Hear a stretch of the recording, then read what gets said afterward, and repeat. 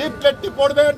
ইনশাল্লাহ আগামী দিন আমরা সততার সাথে নৈতিকতার সাথে সকল পরীক্ষায় যদি উন্নীত হতে পারি, তাহলেই আপনারা খানের শীষকে ভালোবেসে ভোট দেবেন। আমাদের বেলাল খান যেটি বলেছেন অবশ্যই, কিন্তু তার আগে আমাদেরকে পরিশুদ্ধ হতে হবে, আমাদেরকে সৎ হতে হবে, নৈতিক হতে হবে, মানুষের ভাবে আমাদের প্রয়াত শামসুল আলম প্রামাণিক করে গেছেন। তাছাড়া ওই স্বপ্নে হয়তো গুড়ে বালি হইতে পারে। প্রিয় ভাইরা, আমি বক্তব্য দীর্ঘায়িত করব না। ইনশাল্লাহ আগামী দিনে আপনাদের সাথে আবারও কথা হবে, দেখা হবে।